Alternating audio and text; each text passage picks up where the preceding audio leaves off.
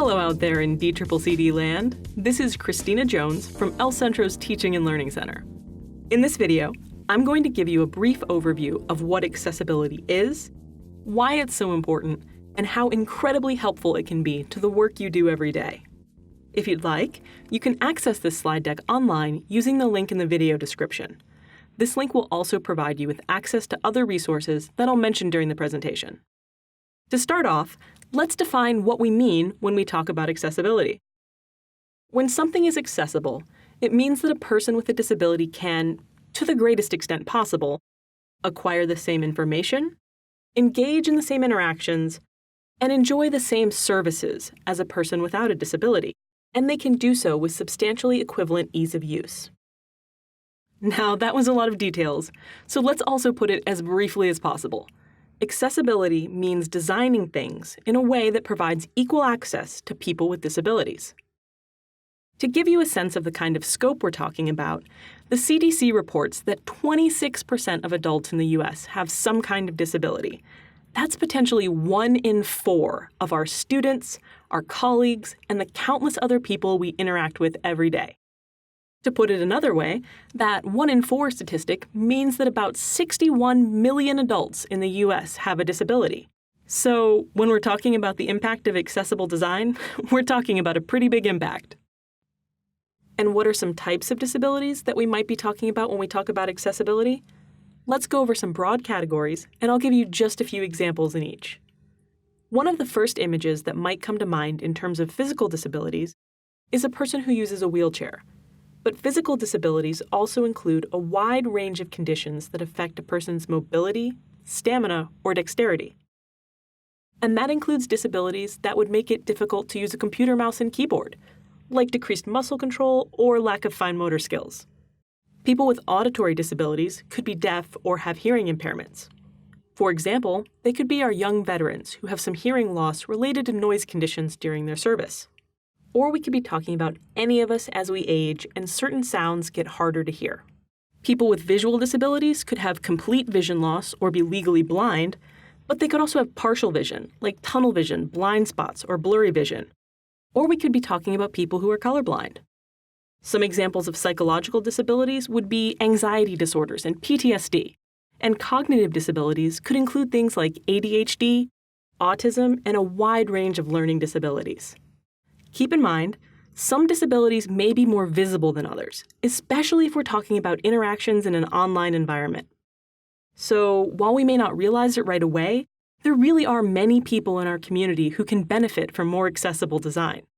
Another important thing to keep in mind is that it is always the individual's choice whether or not they disclose a disability. Which means that it's not our responsibility to ask someone, and it's definitely not our responsibility to diagnose anyone, no matter how well-meaning we are.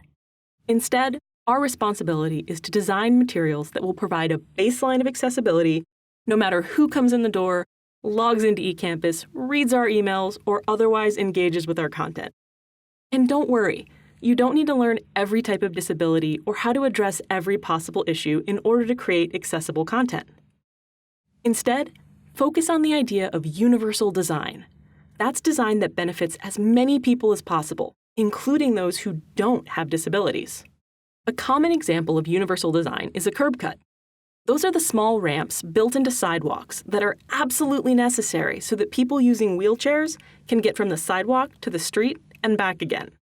But curb cuts help many more people on a daily basis, like people pushing strollers, or people on bicycles, or anybody who prefers a gentle slope to a firm step down. That's why curb cuts are an example of accessible design that is also universal design. In other words, designing to meet the specific needs of people with disabilities ends up improving life for everyone. Another example of this is the voice control feature on smartphones. Have you ever said, "Hey Siri," or Alexa, or Cortana, to call a friend or to look something up on the internet? If so, you've used an assistive technology that's essential for a person who is blind. But that same technology can make everyone's life a little easier. And that's ultimately what we want to be thinking about when we think about accessibility. Not how to address a long list of specific disabilities, but what design choices we can make to support as many people as possible. One great reason for expanding our thinking this way is that we all benefit from accessibility at some point in our lives. That's because our abilities can be impacted by temporary and situational issues as well as permanent ones. And those temporary and situational issues are pretty common when you stop to think about it. For example, a person with one arm, a person with a broken arm, and a person holding a baby in their arms are all experiencing a limit on their mobility. And they all appreciate automatic doors when juggling a bag of groceries. Likewise, a person who is deaf, a person with a temporary hearing impairment due to an ear infection, and a person who's trying to work in a loud environment are all experiencing a limit on their hearing. And they can all benefit from closed captions to help them understand the audio content of a YouTube video they're watching for class. Like all those examples demonstrate, accessibility is absolutely necessary so that people who have a disability can enjoy the same access as people without a disability. But the work we do to make our content more accessible for some will also make those things better for everyone.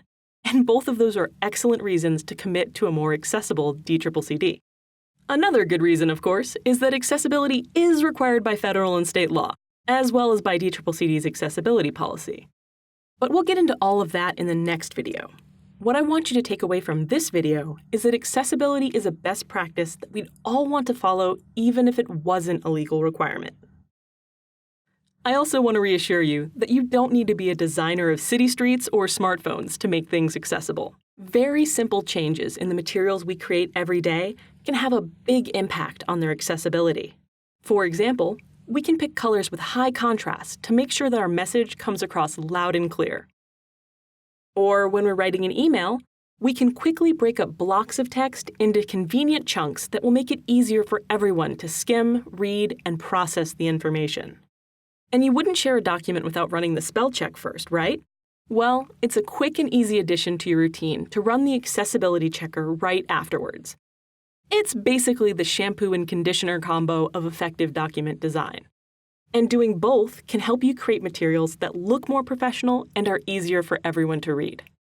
To learn more about these accessibility best practices and about other ones you can use in your work at DCCC, you can check out the district's Accessibility Checklist. The checklist was created by a team of faculty and staff from all around DCCC, and it identifies 10 best practices for creating accessible digital materials. When you look at the checklist online, you'll see that all 10 items link out to a short page explaining what that accessibility standard is and why it's important. These quick overviews also have tutorials to show you the technical steps you'll need to know to make your content accessible, and will also cover the details of all 10 checklist items during the course of this video series. Speaking of which, that's it for our introduction to accessibility. Thanks so much for watching, and tune in next time to learn about accessibility-related laws and the requirements of the district's new accessibility policy.